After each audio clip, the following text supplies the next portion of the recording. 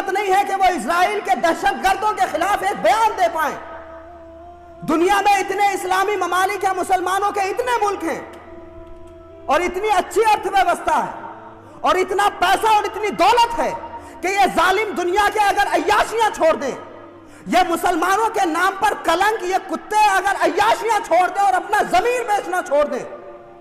اور اگر ان کے اندر اسلام کی محبت اور مسلمانوں سے پیار ہو، تو ایک دن کے اندر اندر اسرائیل سے لے کر امریکہ تک یہ ساری دنیا کو گھٹنے ٹیکنے پر مجبور کر سکتے ہیں۔ یہ رات میں حملہ ہوتا ہے فلسطینی مسلمانوں پہ، اور مسجد اقصی کی زمین کو وہ صبح فجر میں آباد کرتے ہوئے نظر آتے ہیں۔ اب ذرا پوچھو نا فلسطین کے مسلمانوں سے کہ تمہارے پاس ایٹمی طاقتیں نہیں ہیں، اور جس سے تم لڑ رہے ہو یہ دنیا کی سب سے سپر پاور طاقت ہے، دنیا میں سب سے زیادہ ایٹمی ہتھیار انہی کے پاس میں، ایسی کون سی طاقت ہے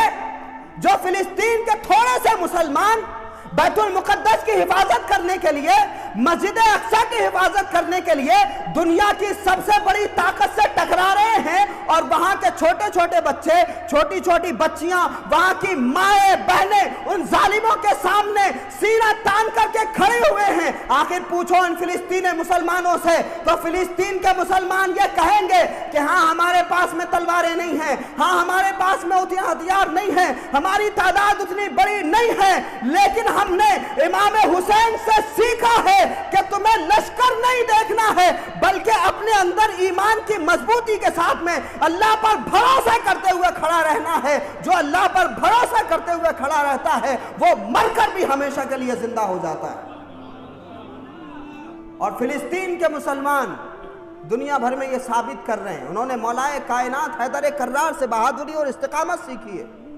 انہوں نے امام حسن سے حلم اور بردباری سیکھی ہے، انہوں نے جناب سیدہ فاطمہ الزہرا سلام اللہ علیہا کے سجدوں سے برکتیں سیکھی ہیں۔ اسی لیے رات میں حملہ ہوتا ہے فلسطینی مسلمانوں پہ، اور مسجد اقصی کی زمین کو وہ صبح فجر میں آباد کرتے ہوئے نظر آتے ہیں۔ یہاں تو ایک دنگا ہو جائے نا، لوگ محلے چھوڑ کے بھاگ جاتے ہیں، لیکن وہاں سلام ہو ان ماؤں کو، سلام ہے ان بیٹیوں کو۔ مجھے تو ایسا لگتا ہے کہ وہاں مائیں بچے اسی لیے پیدا کرتی ہیں، بچہ پیدا ہو اور بیت المقدس کی حفاظت کے لیے قربان ہو جائے۔ وہاں جوان اسی لیے اپنی جوانی کو صرف کرتے ہیں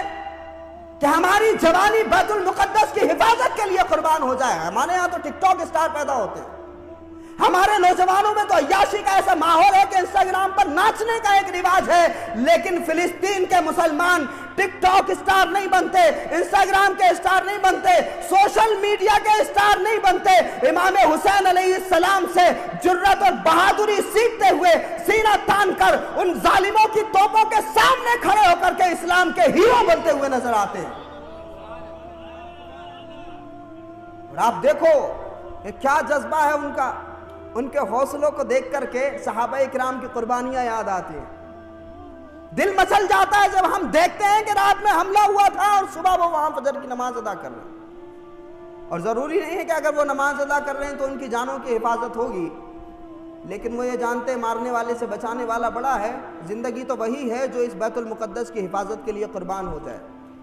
میں پڑھ رہا تھا ایک خاتون کا واقعہ وہاں کی، بیت المقدس کے آس پاس میں ایک خاتون کا گھر ہے، مسجد اقصی کے پاس میں، کھڑکی کھولتی ہیں ان کو تو بیت المقدس نظر آتی،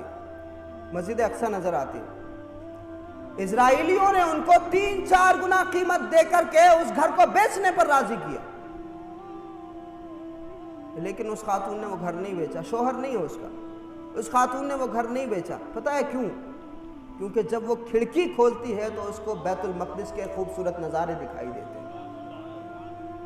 اس سے یہ ثابت ہوتا ہے کہ وہ مال سے زیادہ، جان سے زیادہ، دولت سے زیادہ مسلمانوں کے قبلہ اول بیت المقدس سے محبت کرتے ہیں۔ ہم بھی تو ذرا دیکھیں نا ہم کیسے حالات میں جی رہے ہیں۔ ہمیں ان سے سیکھنا چاہیے کہ ایمان کیسا ہونا چاہیے، یقین کیسا ہونا چاہیے، اللہ پر بھروسہ کیسا ہونا چاہیے،